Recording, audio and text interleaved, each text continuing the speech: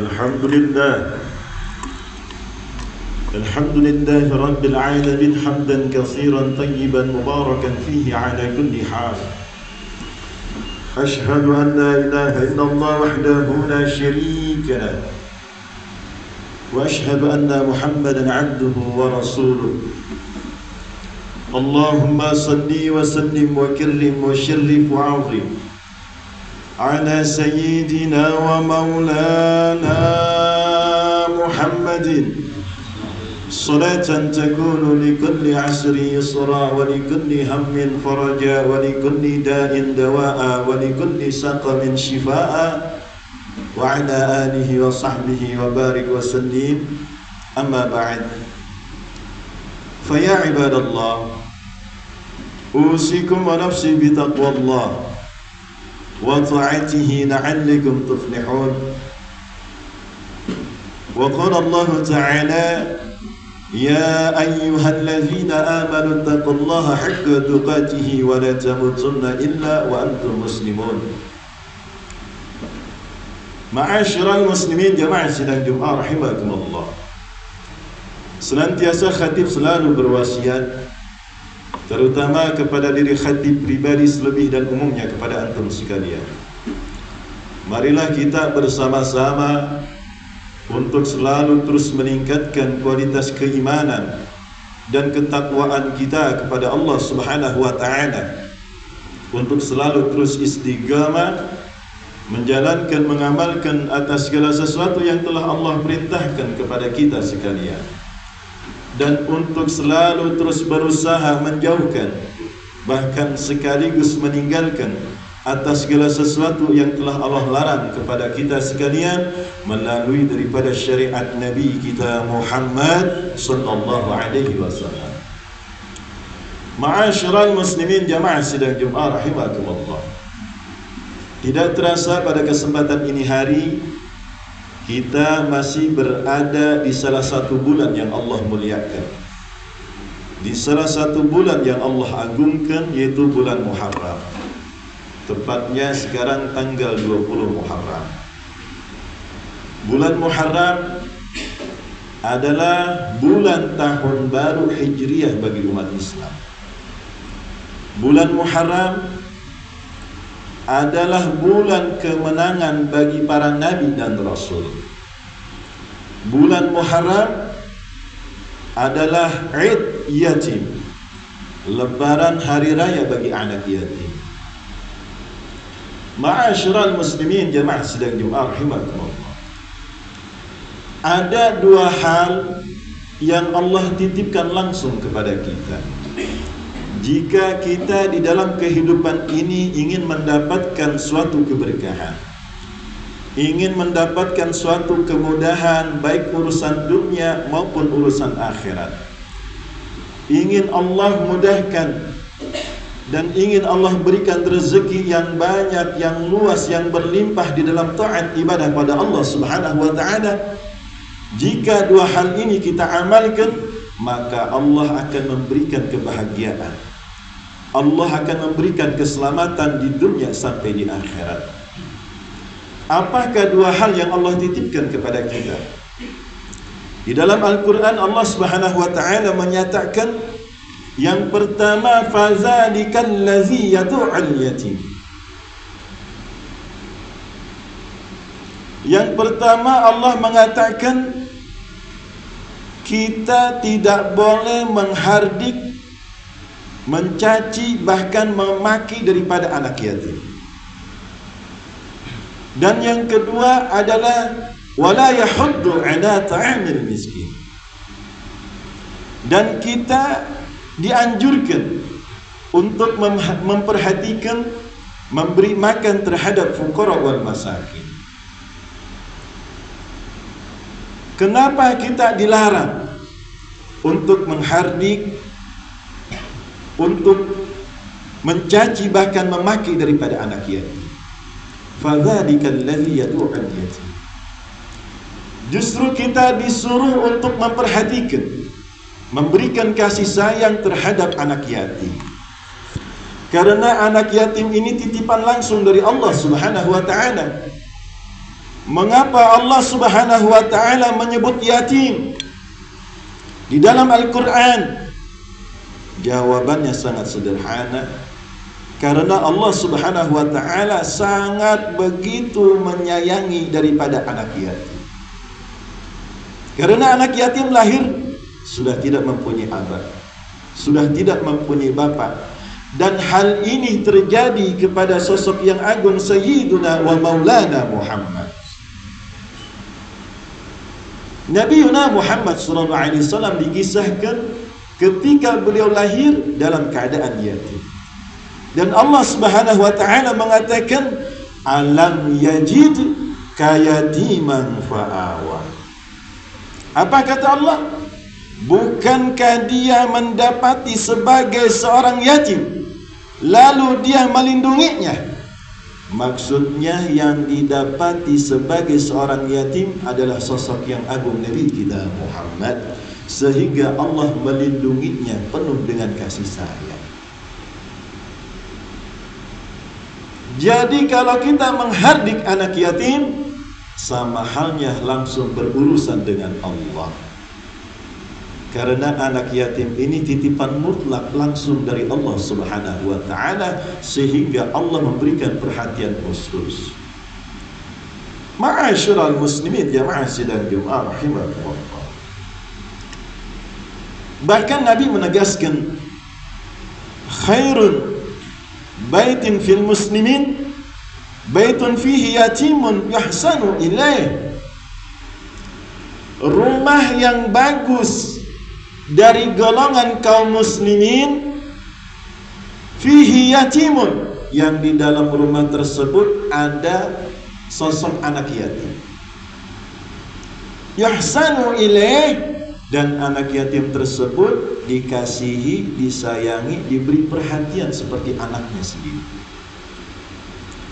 Wa syarrun baitin fil muslimin baitun fihi yatimun yusa'u ilaih, dan seburuk-buruk rumah daripada golongan kaum muslimin yang di dalamnya terdapat anak yatim, yusa'u ilaih, namun anak yatim tersebut dihardik, dicaci, dimaki, tidak disayangi, tidak diberikan kebahagiaan, maka rumah tersebut akan mendapatkan laknat dari Allah Subhanahu wa taala.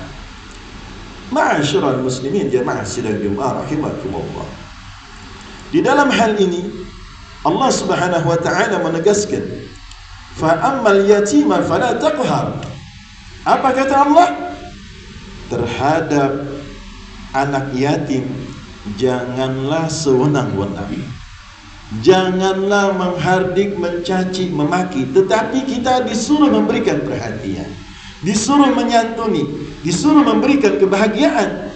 Karena orang tua daripada yatim adalah kita selaku abahnya. Karena itu titipan dari Allah Subhanahu wa taala. Dan selanjutnya Allah mengatakan, wa ammas-sa'ila fala tanhar. Dan terhadap orang-orang yang meminta, ada pengemis, ada pengamen, maka apa yang dilarang oleh Allah kepada kita? Fala tanhar, janganlah engkau menghina. Jika ada pengemis datang ke rumah kita, atau ada pengamen, jika ada kita kasih, jika tidak ada maka kita dilarang fala tanhar, untuk mencela, untuk menghina, untuk memaki. Ini daripada ajaran syariat Nabi kita Muhammad sallallahu alaihi wasallam. Ma'asyiral muslimin, jamaah sidang Jumat rahimakumullah. Kenapa anak yatim, fuqara wal masakin dilarang untuk dihina, untuk dihardik, untuk dicaci, untuk dimaki? Ini alasannya daripada sabda Nabi kita Muhammad sallallahu alaihi wasallam, wa iza bakal yatim ihtazul arsh. Dan jika anak yatim menangis dengan cacian, dengan makian, atau fuqara wal masakin, daripada golongan kaum fakir miskin, dia menangis dengan hinaan kita, dengan cacian kita, maka dikatakan fayuqalu ya Jibril, Allah Subhanahu wa taala langsung memerintahkan kepada malaikat Jibril, wasi'an naru liman abkahu. Wahai malaikat Jibril, siapa orang yang menyakiti daripada anak yatim, fuqara wal masakin, maka dikatakan ihtazul arsh. Arsh itu tergoncang. Kalau arsh sudah tergoncang, tandanya Allah murka, marah kepada orang tersebut. Wasi'an naru liman abkahu, maka perluaslah neraka orang tersebut bagi yang menyakiti sehingga anak yatim menangis. Wa wasi'al jannatu liman abkahu, dan siapa orang yang menyayangi, yang menyantuni, yang memberikan kebahagiaan kepada anak yatim, fuqara wal masakin, maka perluaslah surga baginya. Ma'asyiral muslimin jamaah sidang Jumat rahimakumullah. Ini perkara yang bukan main-main. Ini adalah titipan langsung dari Allah kepada kita. Makanya di dalam hadis dikatakan as-sakhiyu qaribun minallah, qaribun minan nas, qaribun minal jannah, ba'idun minan nar. Dikatakan orang yang selalu sifatnya memperhatikan, selalu ingin memberi, selalu memberikan kebahagiaan kepada anak yatim, fuqara wal masakin, maka dikatakan as-sakhiyu qaribun minallah, kedudukannya sangat dekat kepada Allah. Qaribun minan nas, manusia sangat cinta dan senang kepadanya. Qaribun minal jannah, surga menanti kehadirannya. Ba'idun minan nar, yang paling beruntung neraka jauh dari. Ini bagi siapa? Bagi orang yang mau memberikan perhatian kasih sayang kepada anak yatim, fuqara wal masakin. Wal bakhil, adapun orang yang bakhil, yang tidak peduli tentang keberadaan anak yatim, tentang fuqara wal masakin, maka dikatakan ba'idun minallah, kedudukannya sangat jauh dari Allah. Ba'idun minan nas, manusia benci, tidak senang terhadap orang yang bakhil. Ba'idun minal jannah, surga jauh darinya. Qaribun minan nar, dan neraka sangat dekat baginya. Ma'asyiral muslimin jamaah sidang Jumat rahimakumullah. Dengan hikmah bulan Muharram, mari kita tanamkan rasa kepedulian kita dan titipan langsung dari Allah terhadap anak yatim, fuqara wal masakin. Bahkan di dalam syariat juga kita dianjurkan untuk menyisihkan 2,5% daripada hasil penghasilan harta kita. Ini adalah titipan yang harus kita jaga. Siapa orang yang mengamalkan daripada titipan tersebut, maka Allah akan menjamin kebahagiaan dunia dan akhirat. Maka Allah akan memberikan kemudahan urusan dunia dan akhirat. Maka Allah akan memberikan keberkahan rezeki yang berlimpah, yang banyak, yang luas, yang halal, yang manfaat dan barokah di dalam taat ibadah pada Allah Subhanahu wa taala, sehingga Nabi di dalam sabda yang terakhir menjamin kepada orang tersebut, ana wa kafirul yatim fil jannah. Ketahuilah, saya bersama anak yatim yang mau peduli, orang yang merawat, yang memperhatikan, yang memberi kebahagiaan terhadap anak yatim fil jannah. Dia kelak akan bersamaku di dalam surganya Allah. Hakaza wa asyara bisababah wal mustafarraja bainahuma. Tidak cukup masuk surga saja, kata Kanjeng Nabi, tetapi nanti dia masuk surga bersamaku. Nabi merentangkan tangannya, memberikan isyarat kedudukannya seperti 2 jari, jari tengah dan jari telunjuk. Ini keberkahan bagi siapa? Bagi orang yang mau peduli, memberikan kebahagiaan terhadap anak yatim, fuqara wal masakin.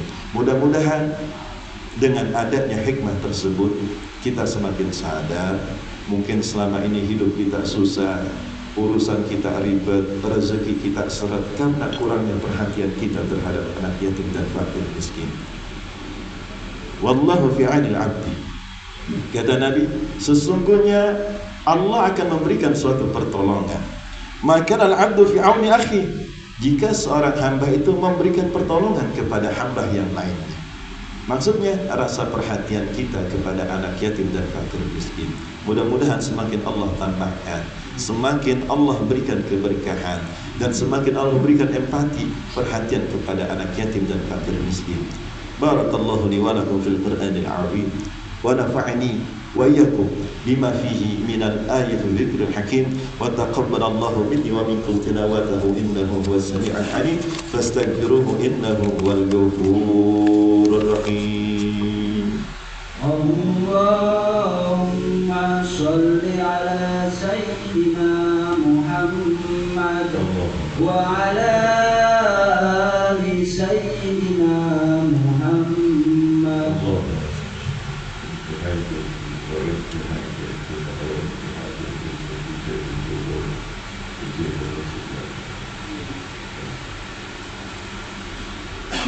Alhamdulillah